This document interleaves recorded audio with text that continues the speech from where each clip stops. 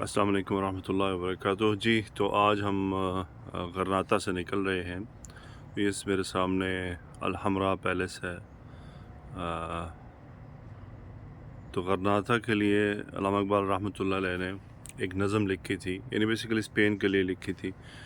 تو انہوں نے یہ کہا تھا: ہسپانیہ تو خون مسلماں کا امی ہے، مانند حرم پاک ہے تو میری نظر میں، پوشیدہ تیری خاک میں سجدوں کے نشاں ہیں، خاموش اذانیں ہیں تیری باد سحر میں، روشن تھی ستاروں کی طرح ان کی سنانیں، خیمے تھے کبھی جن کے تیرے کوہ کمر میں، پھر تیرے حسینوں کو ضرورت ہے حنا کی، باقی ہے ابھی رنگ میرے خون جگر میں، کیوں کر خس و خاشاک سے دب جائے مسلمان مانا، وہ تب و تاب نہیں اس کے شرر میں، غرناطہ بھی دیکھا میری آنکھوں نے ولیکن، تسکین مسافر نہ سفر میں نہ حضر میں، دیکھا بھی دکھایا بھی سنایا بھی سنا بھی، دل کی تسلی نہ نظر میں نہ خبر میں۔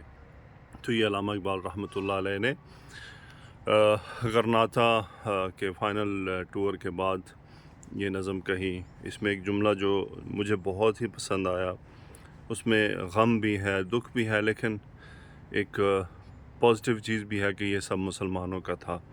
جو انہوں نے کہا: پوشیدہ تیری خاک میں سجدوں کے نشاں ہیں، خاموش اذانیں ہیں تیری باد سحر میں، روشن تھی ستاروں کی طرح ان کی سنانیں، خیمے تھے کبھی جن کے تیرے کوہ کمر میں۔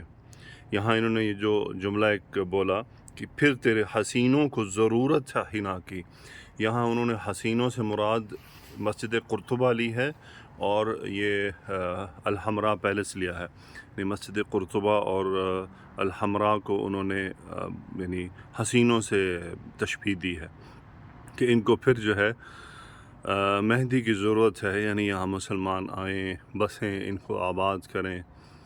چلیں، اللہ تعالیٰ سے دعا ہے کہ اللہ سبحانہ و تعالیٰ اس زمین کو پھر مسلمانوں کے ہاتھ میں دے دے اور یہاں کے باسیوں کو ہدایت عطا فرمائے۔ السلام علیکم ورحمۃ اللہ۔